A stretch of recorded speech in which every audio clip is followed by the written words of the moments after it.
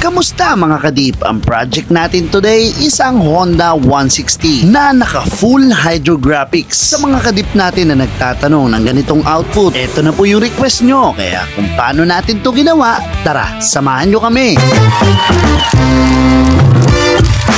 Ganito nga pala ang status ng project natin na dinala dito sa shop. Napabayaan daw kasi itong unit ni Bossing. Kaya ito na daw yung time para makabawi, para i-restore o pagandahin ito. Nasaktong-sakto na panood daw tayo ni Bossing sa Facebook. Kaya sa atin niya pinagkatiwala itong unit. At dahil full package ang inavail ni Bossing kasama yung mags, inuna na nating i-powder coat yan. Tapos yung kaha niya, kakalasin na ni Boss Jake. Makatapos ang ilang minuto lang, nakalas na kagad niya lahat. Buong kaha at inner fairings. At dahil tapos na yung mags, ikakabit niya na muna ito. At dahil dumating na si Boss Anthony, ipiprep naman niya ngayon yung mga nakalas ni Boss Jake. Habang yung inner fairings naman natapos na ng ibang team natin. Kaya fast forward, i-apply na natin yung plastic promoter. Tapos rektahan agad, primer surfacer naman. At nang matapos nating ma-primeran, nalihan naman na nila yan. Tapos ipiprep ulit. Tapos i-hydro dipping process na natin agad para hindi na masyadong tumagal. At nang matapos ko nga i-apply yung ating activator, sabay-sabay na natin tong ilulubog para hindi sayang sa oras. Konting flex sa video para makita natin yung final output. At nang mahugasan mga kadip,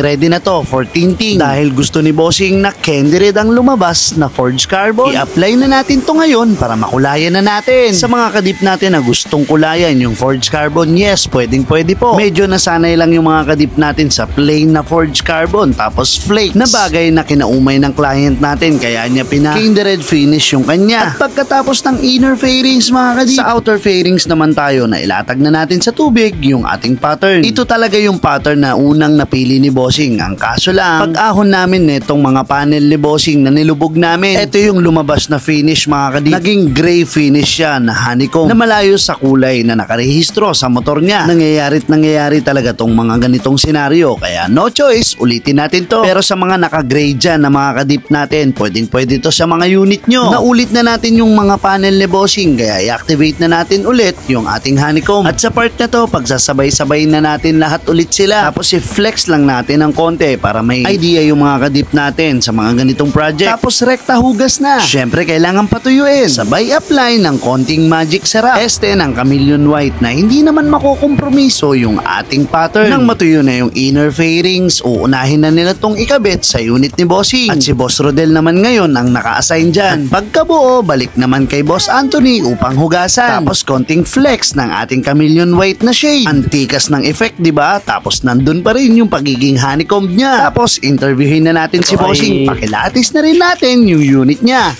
So ito ay Honda Click 160, no? 160 Honda Click. Oo, Honda Click 160 Bossing. Sige, boss. Check upin mo na. Yan. Vince, ano? Parang hindi motor mo, no? Parang dito yung una. Basag yun dito nun eh. Yan eh.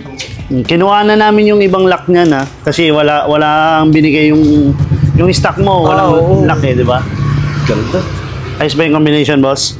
Pogi talaga, boss. Iyon. Solid. Solid. Bawat piso. Ayos. Swing arm at saka to. Oo. Check mo yung swing arm. Pati swing arm mo. Forged din yan. Sa part na to mga kadip, pinakilatis natin na mabuti kay Bossing itong unit niya. Pinaikutan natin lahat. Ikinabit na din natin yung ibang mga accessories na dala niya. Ano boss, all goods ba? All goods. Pangalan pala ni Bossing? Kenneth po, Kenneth. Si Sir Kenneth ay yung taga Antipolo lang din. Bossing, kamusta yung gawa natin dito sa Polworks? Solid. Talagang sulit bawat piso mo dito, boss. Yun. Nakuha naman ba natin yung inaasam ni Bossing sa unit niya na mangyari? Actually nga, ilang beses sa tinatanong ni Mrs. na-excite ka pa. Sabi, sakto lang eh. Pero ngayon, nakita ko, sobrang na-excite ako eh. Ayoko mag-expect kaso yung sobre. Sobre yung binigay na output, sir. Oh, yun. Kung i-rate mo siya, sir, 1 to 10, syempre. +1. +1, 11. Lagpas na naman tayo mga kadip. Baka may gustong shoutout si Boss Ken natin. Shoutout ko yung misis ko na pinayagan ako sa gastos. Yun, Tosgas yun. Tosgas malala pero worth it naman, sabi naman ni Boss Ken. Bossing, maraming salamat. Thank you. Kahit umaga na, pinigat pa rin nila. Bossing, thank you din po. Yan. Okay.